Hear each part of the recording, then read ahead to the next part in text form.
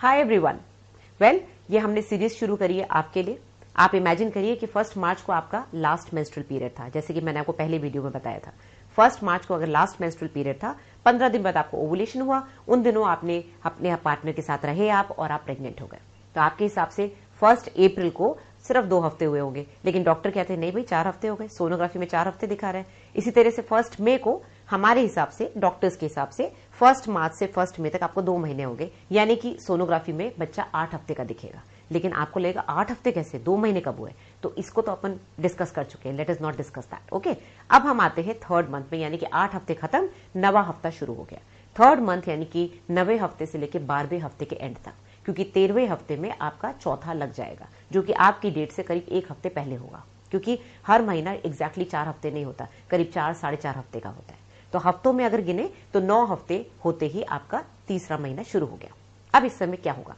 इस समय आपका बच्चा करीब करीब 2 से 3 सेंटीमीटर, 3.5-4 सेंटीमीटर तक पहुंच गया है। ठीक है, तो 3.5-4 सेंटीमीटर, मैक्सिमम 5 सेंटीमीटर, यानी कि ये समझ लो 2-2.5 इंच का बच्चा हो चुका है। अब उस बच्चे में क्या क्या आएगा? उसमें धीरे धीरे 9वें हफ्ते से लेकर 12वें हफ्ते तक चेंजेस आने शुरू होंगे। उसके अंदर एक इंसान का कैरेक्टर डेवलप होगा। जब आपकी डॉक्टर आपका एंटी स्कैन करेंगी, एंटी स्कैन यानी कि न्यूकल थिकनिंग स्कैन, जो कि होता है 11वें हफ्ते से 14वें हफ्ते तक, 11 से 14 हफ्ते के बीच में एंटी स्कैन करते हैं। तो अगर आप 12-13 हफ्ते के आसपास जाएंगी ना, तो आपको बोलना, डॉक्टर को बोलना कि आपको दिखाएंगे बच्चा। आपको लगेगा छोटा सा एक ह्यूमन का बच्चा, यानी कि आदमी का बच्चा, उसके हाथ पैर हिल रहे हैं, उसकी नाक दिख रही है, उसकी आंखें दिख रही हैं। मैग्नीफाई करके उसको जूम करके देखेंगे तो पूरा आदमी जैसा दिखेगा। ठीक है, तो बच्चे में 12वें हफ्ते तक वो सारे कैरेक्टरिस्टिक्स आ जाते हैं जो कि एक आदमी के होते हैं। शुरू में तो बिल्कुल टैडपोल जैसा दिखता है। शुरू में जब 8वें हफ्ते में या 7वें हफ्ते में करते हैं तो छोटा सा एक, ये समझ लो बिंदु जैसा एक दिखता है, और डॉक्टर बोलते हैं ये बच्चा है। आपको समझ में नहीं आता कहाँ है बच्चा, कुछ नहीं दिखता।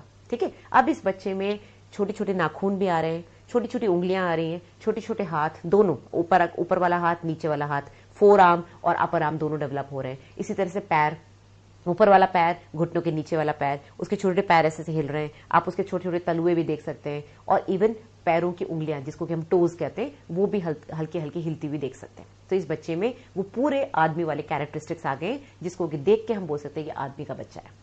ठीक है, साथ में आईज बड़ी हो रही हैं, आई बॉल्स बन रही हैं, मैंने बताया नाखून बन रहे हैं, उसके छोटे छोटे कान भी डेवलप हो रहे हैं। कान यानी कि जो ईयर के लोब्स होते हैं ऊपर, पिन्ना, ये भी डेवलप हो रहा है, जो कि अगर बहुत ज्यादा बड़ी मशीन है और मैग्नीफाई करके डॉक्टर दिखाएं तो आप देख सकते हैं।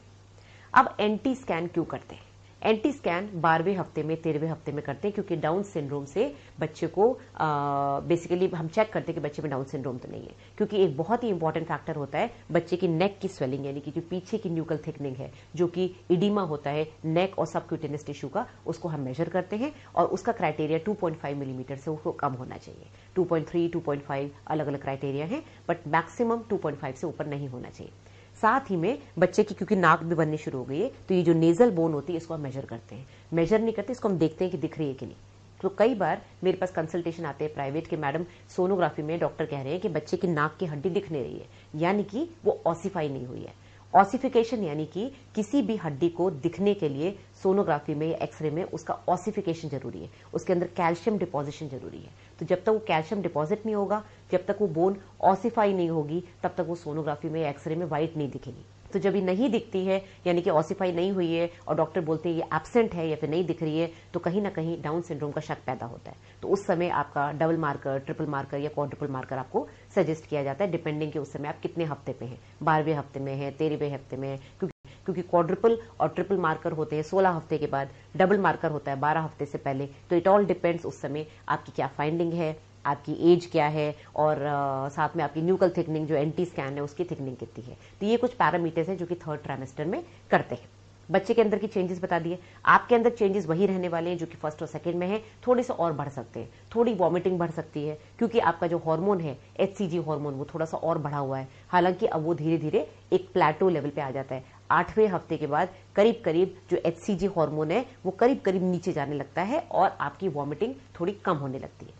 आपको बार बार जो यूरिन लग रही थी वो अभी भी रहेगी, क्योंकि अभी भी बच्चादानी पेल्विस के अंदर है, हड्डी के अंदर है, अभी वो पेट के अंदर नहीं आई है। तो जब वो पेट में आएगी तब आपका पेट दिखेगा। तो जो पतली लेडीज हैं उनको लगता ही नहीं 3 महीने तक कि वो प्रेग्नेंट है, 4थे 5वें महीने से उनका हल्का सा पेट बाहर आता है। तो इस महीने में भी आपको थकान लगेगी, आपकी ब्रेस्ट के अंदर जो मैंने चेंजेस बताए थे, छोटे छोटे ट्यूबरकल्स आ जाते हैं, जो आपकी निप्पल के चारों तरफ का एरिया होता है एरियोला, उसके अंदर ब्लैकिश जो है वो एरिया थोड़ा बढ़ जाता है, उसके अंदर छोटे छोटे मॉन्टगोमेरी ट्यूबरकल्स आ जाते हैं जो कि निप्पल के बेसिकली जो डक्ट्स होती हैं